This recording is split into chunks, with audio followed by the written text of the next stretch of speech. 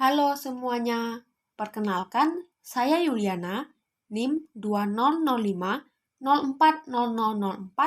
mahasiswa Program Studi Ilmu Hukum, Fakultas Ilmu Sosial dan Ilmu Politik, Universitas Maritim Raja Ali Haji.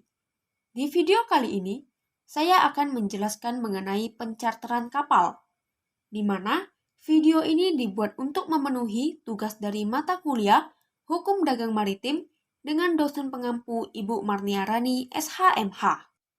Baiklah, langsung saja saya akan menjelaskan mengenai apa sih pencharteran kapal.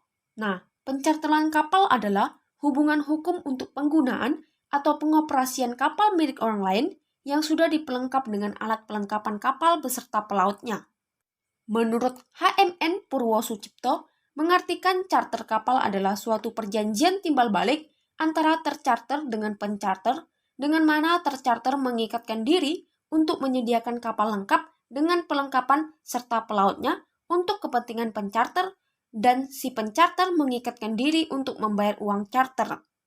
Selanjutnya, jenis-jenis charter kapal, di mana sewa menyewa ruang kapal dalam bentuk perjanjian dapat dibagi dalam 4 golongan jenis charter sebagai berikut, yaitu yang pertama, charter menurut waktu, yang kedua, charter menurut perjalanan, yang ketiga, charter tanpa awak, dan yang keempat, hire purchase. Namun, apabila diuraikan secara rinci, keempat jenis charter tersebut masih dapat diuraikan sebagai berikut, yaitu yang pertama, charter menurut waktu. Menurut pasal 453 ayat 2 KUHD, yang berbunyi pencharteran menurut waktu ialah perjanjian yang dimana pihak yang satu, yaitu yang mencharterkan, mengikatkan diri untuk menyediakan penggunaan sebuah kapal yang ditunjuk bagi pihak lainnya, yaitu pencharter, agar digunakan untuk keperluannya guna pelayaran di laut dengan membayar suatu harga yang dihitung menurut lamanya waktu. Yang kedua, yaitu charter menurut perjalanan. Menurut pasal 453 ayat 2 KUHD yang berbunyi, pencharteran menurut perjalanan adalah perjanjian di mana pihak yang satu, yaitu yang mencharterkan, mengikatkan diri untuk menyediakan penggunaan sebuah kapal yang ditunjuk untuk seluruhnya atau untuk sebagian bagi pihak lainnya, yaitu pencharter, agar baginya dapat diangkut orang atau barang melalui laut dengan satu perjalanan atau lebih dengan membayar harga tertentu untuk pengangkutan ini. Yang ketiga, charter tanpa awak adalah suatu bentuk perjanjian sewa menyewa kapal di mana pihak pemilik kapal, si yang mencharterkan, menyerahkan kapal kepada si penyewa tanpa awak kapal. Jadi yang melengkapkan kapal, yaitu bahan bakar, air tawar, dan lain-lain, adalah si pencharter sendiri, kecuali bagian yang tetap kapal seperti skoci dan lain-lain.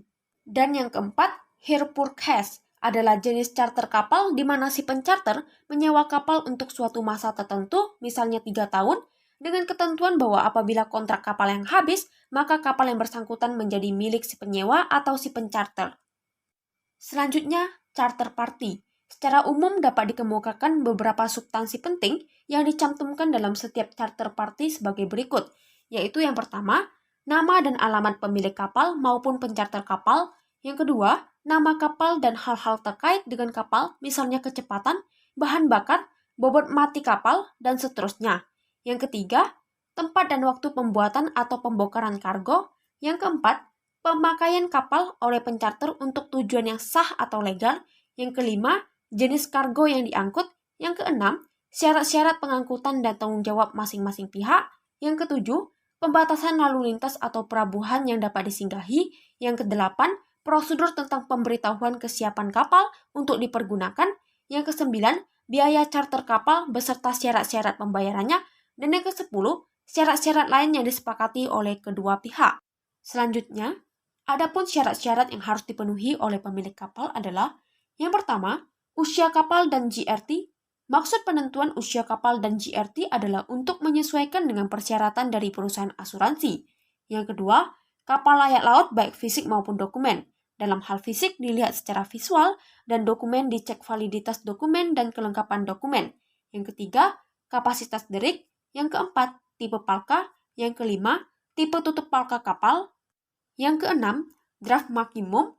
Yang ketujuh, klasifikasi Biro Klasifikasi Indonesia. Yang kedelapan, kecepatan kapal. Yang kesembilan, ruang muat untuk barang-barang curah. Dan yang kesepuluh, ruang muat untuk barang dalam kantong atau bag. Baiklah, Sekian video penjelasan materi dari saya mengenai pencharteran kapal. Saya tutup dengan terima kasih.